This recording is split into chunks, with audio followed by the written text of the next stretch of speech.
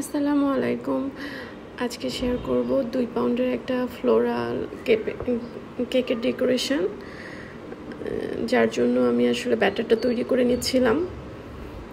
ব্যাটারটা almost ready করা হয়ে গিয়েছে, সেটাই আর কি বেক করতে দিব। তো এই ফ্লোরাল কেকটা করতে গিয়ে অনেক সমস্যার ফেস করা লাগে। পুরো কেক ডেকোরেশনটাই আমি ভিডিওর সামনেই করেছিলাম, ক্যামেরার সামনেই করেছিলাম, বাট কেন জানি ফুলগুলি করতে গিয়ে সব সময় ক্যামেরার বাহিরে চলে যাচ্ছিলাম। বুঝতেই পারিনি যে আসলে ক্যামেরা তো স্ট্যান্ডে থাকে আর আমি এদিকে করতে থাকি, তো আসলে ব্যাপারটা এদিকে ফুল ডেকোরেশনের ব্যাপারটা ক্যামেরার সামনে কেন জানি আসে নাই। তো যাই হোক, যতটুকু এসেছে সেটাই আজকে আমি শেয়ার করব। তো কেকটা প্রথমে আমি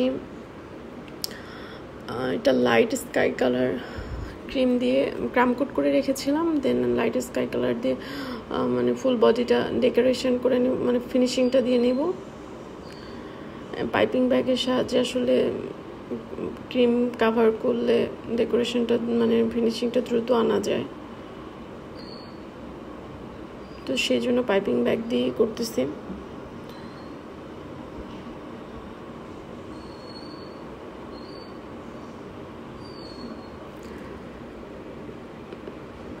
এটা ফুল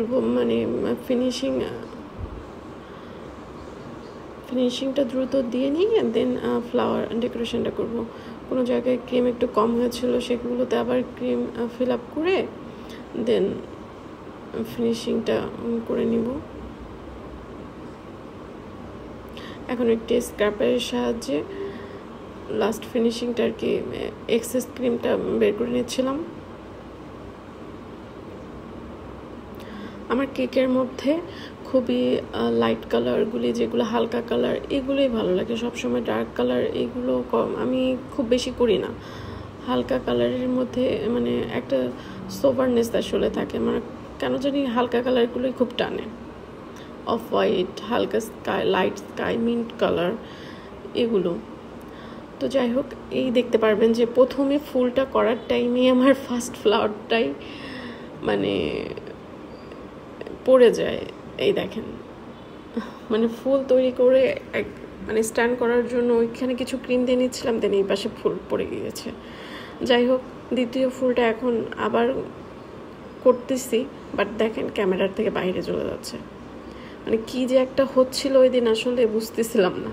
তারপর এই যে টার্ন টেবিলটা বারবার শুধু ঘুরায় যাচ্ছিল। আমি স্ট্যান্ড রাখার চেষ্টা করতেছি, যে এই দেখেন বারবার জাস্ট ঘুরায় যাচ্ছে। কি যে একটা হচ্ছিল। যেই দিন তাড়াহুড়ার কাজ থাকে সেই দিনই আসলে ব্যাপারটা কীরকম জানি গরমিল হয়ে যায়। যাই হোক, তারপর কিছু ফুল আমি রোজ স্ট্যান্ডে রেখেই করেছিলাম, তারপর আমি কেকের বডিতেই করি। তারপর ফুল বসাতে গিয়েও দেখা যায় যে কেকের বডিতে স্ক্র্যাচ পড়ে যায়, তো সেটা পরবর্তীতে এই দেখেন এই ফুলটা বসাতে গিয়ে ওই পাশে কেকের বডিতে স্ক্র্যাচ পড়ে গিয়েছে, যা দেখতে পাবেন। এখন সেটা অন্য আরেকটা ফুল দিয়ে কাভার করার চেষ্টা করতেছি স্ক্র্যাচ যেটা লেগে গেছে। কি করা যাবে, একদম তাড়াহুড়া করতে গিয়ে অনেক সময় এরকম সমস্যাটা হয়ে যায়, আসলে কিছুই করার নাই। তো এখন স্টার নজল দিয়ে কিছু ফুল আর কি করে নিব উপরে, দেন নিচে তারপর আরও কিছু ফুল অ্যাড করব। আরও কিছু ফুল অ্যাড করার আগে দেখতেছিলাম যে এরকমই আসলে কীরকমটা লাগে, তো রেনু দেওয়ার চেষ্টা রেনু আসলে ইয়েলো কালারের রেনু দিচ্ছিলাম।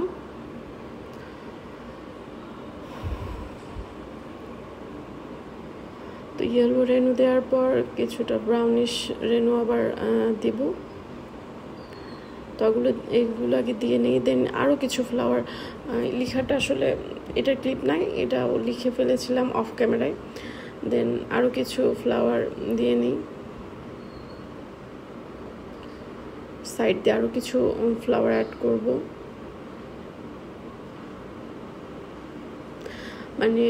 এই কেকটার ব্যাপারটা আসলে এমন হয়, এত বেশি ফ্লোরাল ডেকোরেশনের কেকের ব্যাপারটা মানে শরতের প্রথমে একদম একটা শুভ্র সুন্দর একটা কেক আমার আমার খুব ভালো লেগেছিল।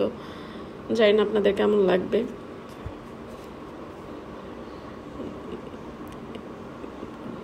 না পেরে টার্ন টেবিল থেকে উঠায় নিয়ে তারপর আমি নিচেই টেবিলের উপরে রেখেই আর কি তারপর ফ্লাওয়ার ডেকোরেশন করতেছিলাম, কারণ টার্ন টেবিলটা বারবার কেন জানি ওই দিন ঠিকমতো বসেনি, ঘুরেই যাচ্ছে, ঠিকভাবে আমি কেকে কাজ করতে পারতেছিলাম না। এই জন্য পরবর্তীতে আবার জাস্ট টেবিলের উপরে নিয়ে কেকের ডেকোরেশনটা আমাকে কমপ্লিট করা লাগে।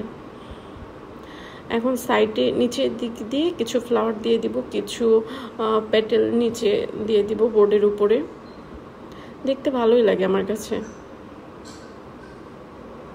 সব দিকে একটা শুভ্র শুভ্র ভাব, শরতের যেমন কাশফুলের শুভ্রতা সেই রকম একটা মানে ভাইব দেয় আর কি।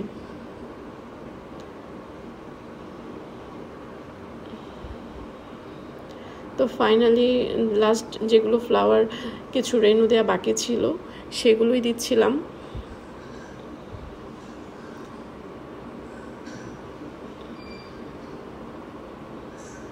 আর এই রেনুর ব্যাপারটা আমি ছোট একটি মানে কাগজের মধ্যে অল্প কিছু ক্রিম নিয়ে রেনু দেওয়ার কাজটা আমি করি, কারণ খুব বেশি রেনুতে খুব বেশি ক্রিম লাগে না। তো এটা পাইপিং ব্যাগের সাহায্যে করতে গেলে দেখা যায় অনেকটা ক্রিম ইয়েলো কালার করা লাগে, তো যেটা পরবর্তীতে বেঁচে যায় আসলে। এই জন্য আমি খুবই যখন কম ক্রিম লাগে তখন আমি এরকম লেখার কাজ যেমন কাগজে একটু নিয়ে করা যায় ঠিক সেভাবেই সেম প্রসেসটাই আমি ফলো করি। তো অলমোস্ট আমার কেক ডেকোরেশন করা কমপ্লিট হয়ে গেছে।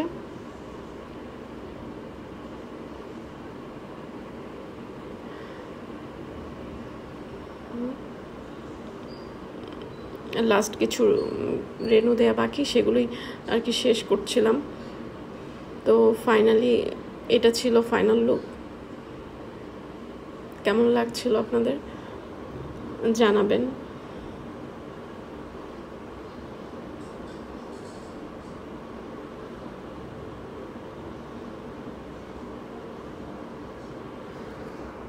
আজকের মতো এখানে বিদায় নিচ্ছি। আল্লাহ হাফেজ।